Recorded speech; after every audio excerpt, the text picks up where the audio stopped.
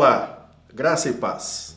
Eu sou o pastor Hamilton Silva e você está no nosso programa Boas Novas. Eu espero que você tenha tido uma boa semana no nome de Jesus.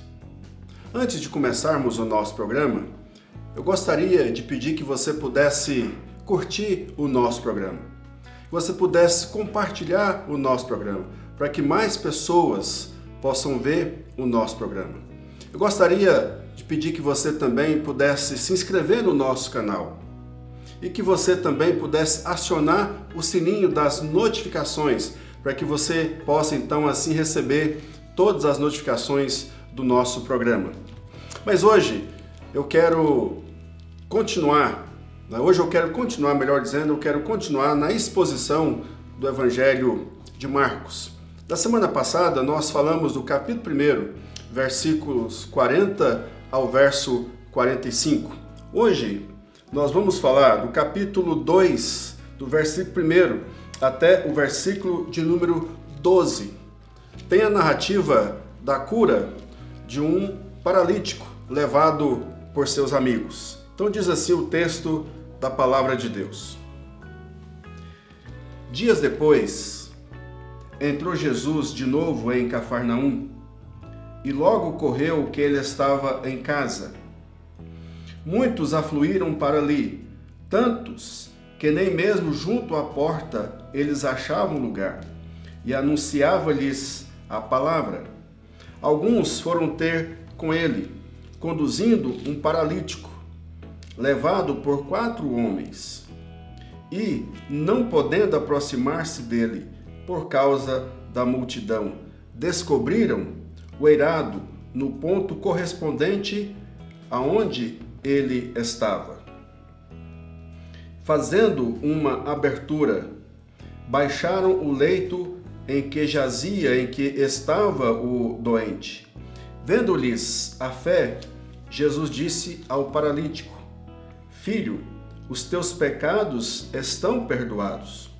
Mas alguns dos escribas estavam assentados ali e arrazoavam em seu coração: por que fala ele deste modo? Isto é blasfêmia. Quem pode perdoar pecados senão um, que é Deus? E Jesus, percebendo logo o seu espírito, que eles assim arrazoavam, disse-lhes: por que arrazoais sobre estas coisas em vosso coração? Qual é mais fácil? Dizer ao paralítico: estão perdoados os teus pecados? Ou dizer: levanta-te, toma o teu leito e anda? Ora, para que saibais que o Filho do Homem tem sobre a terra autoridade para perdoar pecados, disse ao paralítico: eu te mando, levanta-te, toma o teu leito e vai para a tua casa. Então ele se levantou e no mesmo instante, tomando o leito, retirou-se à vista de todos, a ponto de se admirarem todos e darem glória a Deus, dizendo: jamais vimos coisa assim. Eu quero começar essa exposição com aquilo que nós temos visto muito pela televisão, nos noticiários, aquela cena quando a pessoa recebe alta do hospital. Elas passam pelo corredor e o corpo clínico que está ali, melhor dizendo, aplaudem. Então ele sai debaixo de palmas de celebração. E aquele paciente, quando ele sai para fora, vai ele para fora do hospital, estando lá fora do hospital, a sua família então dá aquele abraço caloroso, recebendo aquele paciente que recebera alta. Então ali há uma alegria familiar. Eu quero dizer para você algumas verdades no Evangelho de Marcos, no nosso propósito de expor acerca dos milagres de Jesus, é que isso acontecia muito nos relatos dos milagres de Jesus Cristo. Nós podemos colocar aqui para o texto 3 perguntas. A primeira pergunta é: onde Jesus estava? Se nós observarmos o capítulo 2, versículo 1, Jesus Cristo estava em Cafarnaum, que é a cidade de Pedro, e possivelmente Jesus Cristo estava na casa de Pedro. Agora, como era a casa de Pedro? A casa de Pedro era como a maioria das casas ali na cidade de Cafarnaum. Então, geralmente era uma casa não muito alta, uma casa com o pé direito mais baixo. O telhado era de canas trançada, com palha e barro. Por isso, temos a compreensão que foi muito fácil abrir, né, o espaço para descer aquele paralítico ali na maca. Mas o que precisamos observar é que no texto podemos observar uma segunda pergunta que eu quero dialogar com vocês. Com quem Jesus estava? Os evangelhos, tanto de Mateus, Marcos, Lucas, narra para nós quem estava com Jesus. Jesus estava com escribas, Jesus estava com fariseus, Jesus estava com intérpretes da lei. Então, escribas e intérprete da lei podemos colocar como sendo o mesmo grupo, mas nós tínhamos então neste grupo escribas, intérpretes da lei e fariseus. E quem mais estava ali? Pelo relato também dos evangelhos, Mateus, Marcos e Lucas, o chamado evangelhos sinóticos, nós temos a compreensão de que havia ali muitas pessoas, não somente dentro da casa, mas na porta. Então, por isso é que o texto nos dá essa compreensão, né, que havia ali muitas pessoas que impediam a entrada e dentro da casa não havia espaço.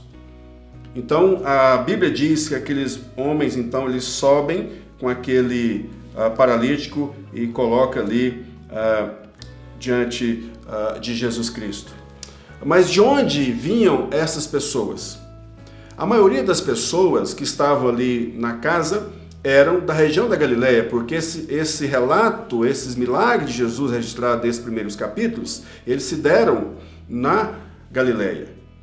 Então, os escribas e fariseus, intérpretes da lei, eles vinham das aldeias da Galileia, da Judéia e de Jerusalém, que estavam ali para ouvir os ensinos de Jesus. Mas o propósito dos fariseus e escribas e intérpretes da lei, ao ouvirem o ensino de Jesus, era com o intuito, na maioria das vezes, quase que a maioria absoluta, era para contrapor Jesus Cristo, era para ter com que acusar Jesus. Mas, uma terceira pergunta é importante colocarmos aqui no texto. Qual a reação de Jesus em relação ao paralítico e seus amigos? A ênfase que Marcos quer dar para nós está no versículo 5, é dar destaque não ao paralítico, mas à fé daqueles homens que levaram o paralítico até Jesus Cristo. Em Mateus, capítulo 9, versículo 2, tem aqui uma palavra que também expressa essa mesma verdade. Jesus vendo a fé que tinham. Então, isso aqui é muito interessante demonstrar para você nesse programa, é que o Evangelho de Marcos ele não está focado necessariamente no paralítico, mas na fé dos seus amigos. Mas então, queridos, o que Jesus Cristo diz então ao paralítico? Segundo Mateus, capítulo 9, versículo 2, que narra este acontecimento, Jesus Cristo diz ao paralítico: tenha bom ânimo. Também Jesus Cristo diz: os teus pecados estão perdoados. Eu te mando, levanta-te, toma o teu leito e vai para a tua casa. É interessante, queridos, notarmos que Jesus Cristo, na maioria dos milagres de Jesus relatado nesses primeiros 5 capítulos do Evangelho de Marcos, tem uma coisa característica que eu quero falar para você. No capítulo 1, versículo 44, Jesus diz: vai e mostra ao sacerdote. No capítulo 2, versículo 11, Jesus diz a este paralítico: vai para a tua casa. Em Marcos, capítulo 5, versículo 19, Jesus Cristo fala para aquele para o homem que foi liberto de demônios, vai para a tua casa para dizer aos seus acerca da misericórdia, acerca do que Deus fez na sua vida. E em Marcos capítulo 5, versículo 34, Jesus Cristo diz para a mulher que fora curada da hemorragia, dizendo: vai-te em paz. A fé é correr riscos. Imagine então estes amigos, eles vão a uma casa de alguém, sobe no telhado daquela casa e abre um buraco naquela casa e desce a pessoa na sala do proprietário da casa. Imagine então se esse paralítico não fosse ou não fora curado. Mas, queridos, eles tiveram uma fé que corria riscos. Terceiro, fé é agir. Então, não somente eles tiveram informação acerca de Jesus, mas eles colocaram o paralítico na maca, eles carregaram o paralítico, eles subiram com o paralítico no telhado, eles desceram o paralítico. Então, fé é agir. Fé também é persistir. Eles não desistiram quando eles chegaram à casa onde Jesus estava. Havia uma multidão, havia muitas pessoas. Eles não desistiram. Eles não pararam diante do obstáculo, mas eles tomaram uma decisão, de persistir. Fé também, queridos, é ter confiança que Cristo perdoa pecados e restaura a alma. Aqui eu preciso expor mais algumas coisas acerca deste ponto específico, porque Jesus Cristo diz para este homem que perdoado, então, estão os seus pecados. Olha só, por favor, o que diz o versículo de número 5. Vendo-lhes a fé, não do paralítico, mas dos amigos dele, Jesus disse ao paralítico: filho, os teus pecados estão perdoados. Mas ali aqueles escribas, fariseus, intérpretes da lei, acusam Jesus Cristo de blasfêmia quando dizem que somente um pode perdoar pecados, e esse é Deus. Mas Jesus, então, sendo Deus, Filho ou Deus encarnado, percebendo então que eles arrazoavam no seu espírito, no seu coração, Jesus então diz às pessoas: que arrazoais sobre essas coisas em vosso coração? Qual é mais fácil dizer ao paralítico: estão perdoados os teus pecados?